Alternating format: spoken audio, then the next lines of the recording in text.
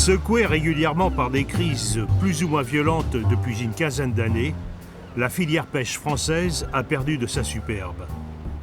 Et ce n'est pas l'Union européenne, dans le cadre d'un plan stratégique et un programme opérationnel, qui va rassurer les professionnels.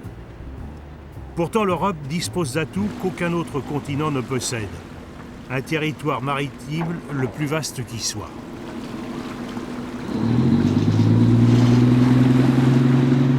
Pour mieux comprendre la filière, une équipe de tournage est allée sur le terrain, ou du moins sur l'océan.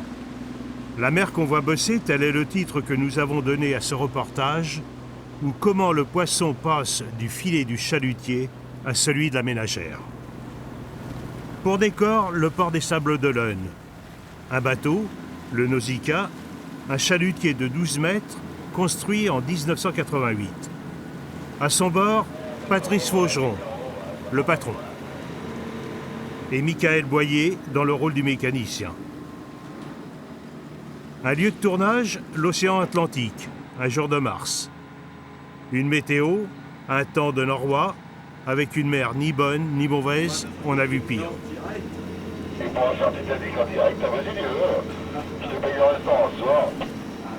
Patrice Faugeron fait la pêche depuis 1986. C'est un homme aguerri, conscient des problèmes qui touchent le métier, mais néanmoins, il persiste à croire en l'avenir. Il y a 20 ans de ça, on était 500 marins, maintenant on n'est plus que 140 dans le port des Sables et dans tous les autres ports de France, c'est exactement pareil. Maintenant c'est pêche à la journée, 2 jours, 3 jours grand maximum. Bon, il y a encore quelques bateaux qui pratiquent le large, mais avec les frais du gasoil, c'est quasiment difficile. Comme le dit Patrice Faugeron, c'est la moitié de la flotte vendéenne qui a disparu en 10 ans. Avec des primes à la casse, des aides au départ, de nombreux patrons pêcheurs ont préféré jeter l'ancre.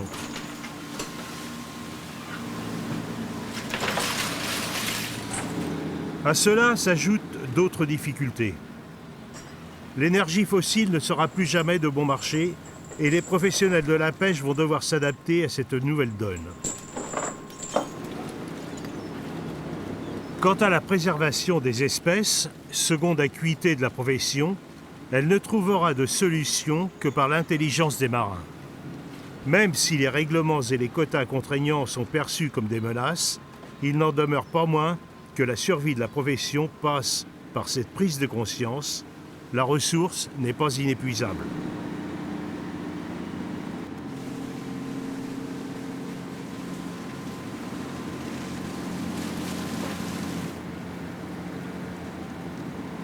Bon voyage, notre hôte, au pays de tes pères. Quand tu seras rentré, garde mon souvenir.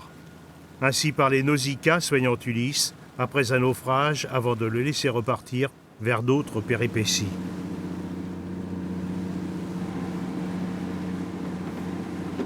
La mer, ce sont des aventures humaines passionnantes qui ne peuvent se vivre que par l'expérience, l'amitié et la confiance.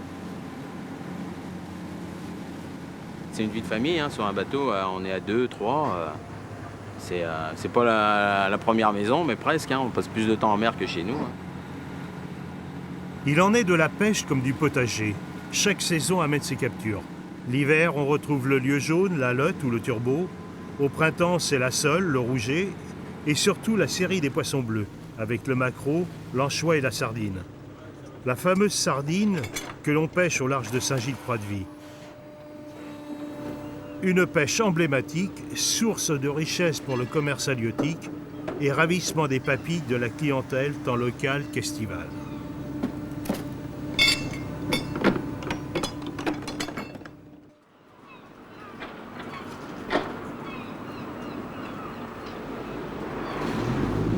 « 4 heures du matin. Les derniers chalutiers arrivent au quai. Ils ont pour nom Myosotis, Astrée ou Renaissance. Seules les grues viennent troubler l'aube silencieuse de la station balnéaire.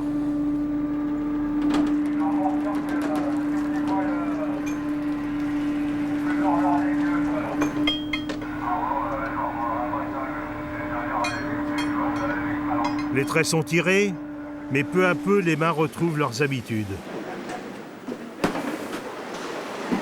Trier, calibrer le poisson, Chacun tient son rôle pour que débute dès 5 heures la vente aux enchères.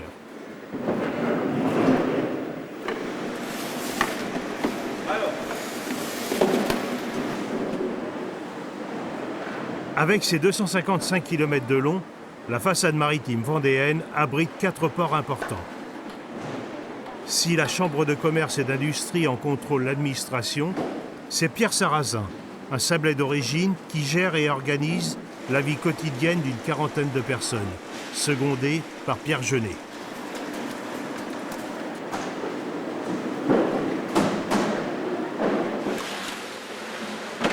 La spécialité des ports vendéens, c'est surtout le poisson noble. Oui. C'est-à-dire la sole, le bar, le merlu, la langoustine, un peu de poisson bleu sur Saint-Denis-de-Croix-de-Vie. La Vendée, pour ça, elle est assez bien faite puisque les ports ne sont pas concurrentiels en termes d'apport, ils sont complémentaires.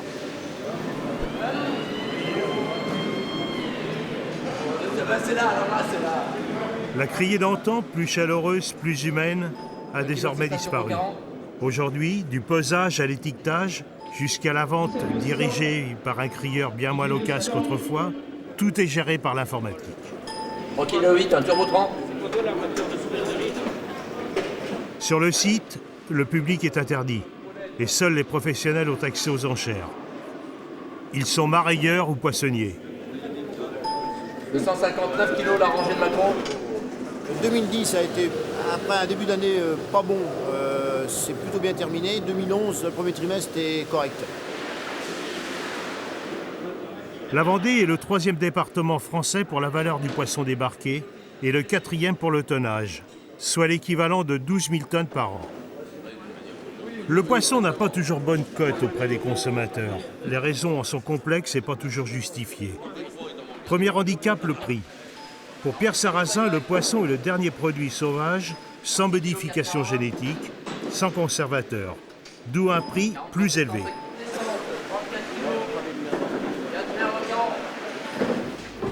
Deuxième problème, la fraîcheur. Les réseaux logistiques font qu'aujourd'hui, le poisson arrive sur les étals à J+1 pour les destinations les plus lointaines, comme l'Italie ou l'Allemagne. Reste l'arête, cette fameuse arête qui se bloque en travers de la gorge. Rassurez-vous, une bouchée de pain la fera disparaître sans coup férir. À toutes ces questions, et quand viendra le moment crucial du bon choix, mieux vaut s'adresser à un professionnel. En Vendée, s'il en est un qui fait figure de référence, c'est bien Jackie Moinet. Cela fait plus de 40 ans qu'il officie dans sa poissonnerie ou sur l'étal qu'il possède aux Halles de La Roche-sur-Yon. Chaque matin, il parcourt la criée des sables, fait son choix, toujours judicieux entre le juste prix et la meilleure qualité. Voilà les petits merlus de la criée du matin. C'est sur le carré des Halles que nous le retrouvons pour qu'il nous distille quelques bons conseils. Ils sont beaux, ces petits poissons. Alors, le Saint-Pierre, quand on le voit comme ça, ça paraît pas évident à cuisiner. Et non, mais ça, ce sont les restaurateurs qui nous ont aidés à le valoriser et à le commercialiser de ce fait, parce que c'est une qualité de chair très exceptionnelle. Ouais. En principe, il faut le faire, il faut lever les filets, mais on peut le faire cuire au four ou un courbouillon léger entier et tirer les filets ensuite. Il y a plusieurs formules, mais c'est vraiment un des poissons rois de la mer. Et en cuisson, alors ça prend combien de temps à cuire? Ah ça, c'est très délicat. Voilà. Si c'est au four, il va falloir pas plus d'un quart d'heure dans ses tailles, selon les tailles. Ouais. On peut aussi le faire en papillote, on peut faire un léger courbouillon avec un petit beurre fondu. À cette période de l'année, on va en trouver dans la période des petits légumes nouveaux. Alors c'est succulent. C'est succulent. Il y a des pommes de terre nouvelles avec des petites bonnottes bientôt de Noirmoutier. Ça va être un beurre légèrement citronné avec du Saint-Pierre ou du bar. C'est divin. Ouais. C'est divin. Oui, il faut le laisser naturel. Éviter les mélanges d'épices. La sole, doit-on la peler ou pas? Les amateurs vous diront qu'il ne faut jamais la peler, surtout quand c'est du poisson qui n'a pas été glacé en cale. Oui. Parce que là, ça garde toute sa saveur et c'est incomparable. Donc il faut laisser la peau. Il faut laisser la peau.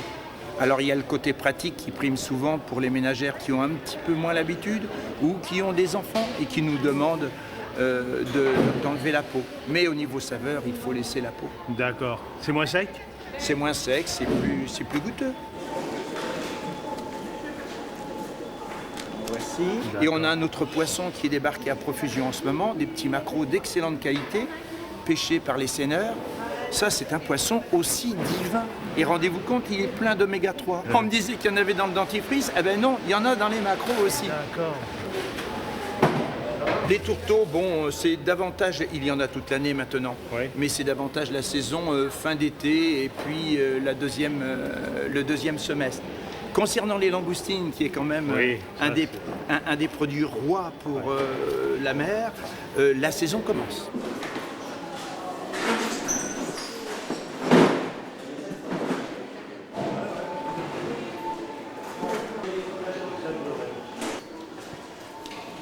€, madame. On ne saurait terminer notre périple sans passer par la table d'un spécialiste, le restaurateur. Côté cuisson, préparation, Alain Guillemot connaît la note juste. Le temps idéal pour saisir le rouget, la dorade grise ou la coque du croisic. Un pelage ici, une petite coupe ici pour enlever les arêtes centrales. Un art culinaire qui se maîtrise facilement si l'on y prend soin. Peler tout ça. On doit avoir une trentaine d'espèces disponibles. Je pense qu'avant tout, il faut aller vers les poissons les moins chers, qui sont les poissons forcément de saison, puisqu'ils arrivent en abondance sur les marchés.